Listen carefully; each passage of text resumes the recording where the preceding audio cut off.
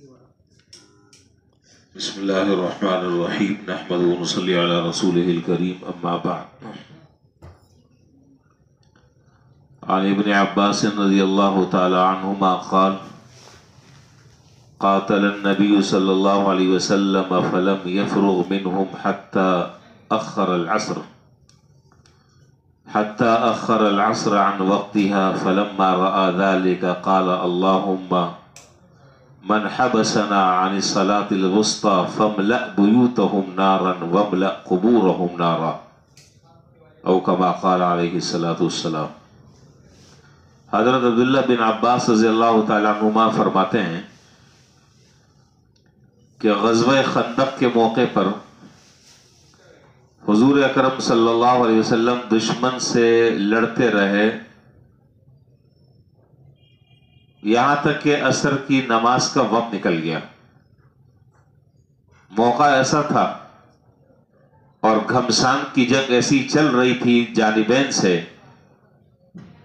کہ اس وقت نماز پڑھنے کا موقع نہیں ملا، یہاں تک کہ وقت گزر گیا۔ اور دوسری روایت میں ہے کہ اس دن 3 یا 4 نمازیں آپ کی فوت ہو گئیں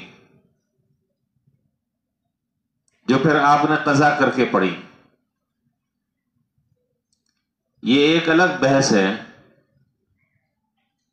کہ اس معاملے میں بھی سرکار دو عالم نبی کریم صلی اللہ علیہ وسلم کا اسوہ حسنہ امت کے لیے قیامت تک کے بہترین رہنمائی کا ذریعہ ہے۔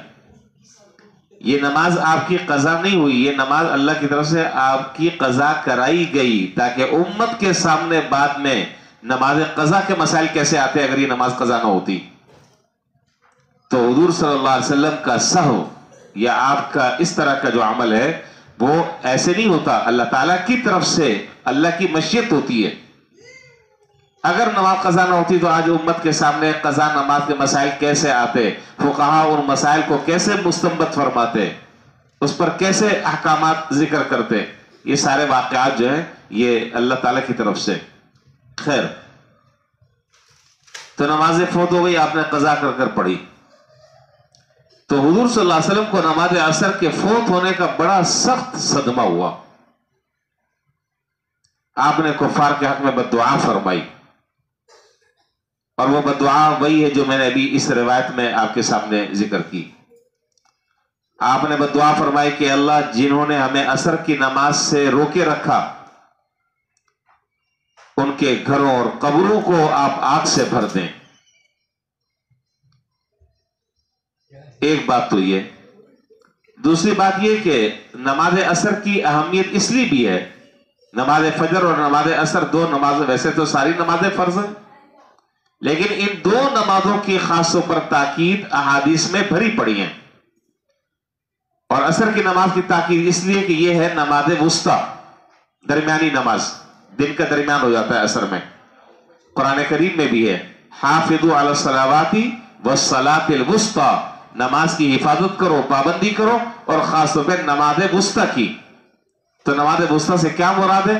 اکثر حضرات مفسرین نے ذکر کیا کہ نماز وسطی سے مراد عصر کی نماز ہے، ایک بات۔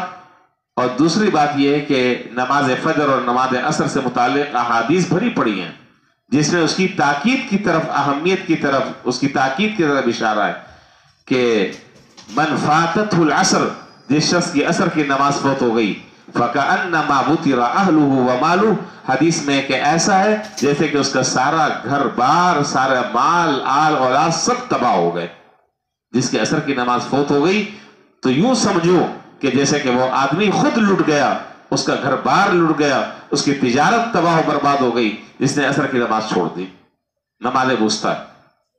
اور وجہ یہ ہے کہ نماز عصر جو ہے، عصر کا وقت عام طور پر مصروفیت کا ہوتا ہے، کاروباری لوگوں کے کاروبار کا ہوتا ہے، تو اس میں عام طور پر آدمی نماز کو ٹال دیتا ہے کہ چلو جی بعد میں پڑھ لیں گے، ابھی تو کسٹمر کھڑے ہیں، ان کو فارغ کریں گے، لہذا اللہ کے حکم کے آگے اور نماز کی اہمیت کو پس پش ڈال دیا اور دنیاوی منفعت کے خاطر نماز کو قضا کر دیا، تو یہ وعید بھی ہے۔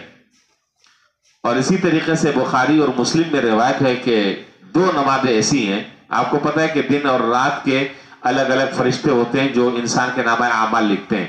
दिन के फरिश्ते अलग होते हैं और रात के फरिश्ते अलग होते हैं, और इन दोनों फरिश्तों की मुलाकात 2 नमाजों में होती है।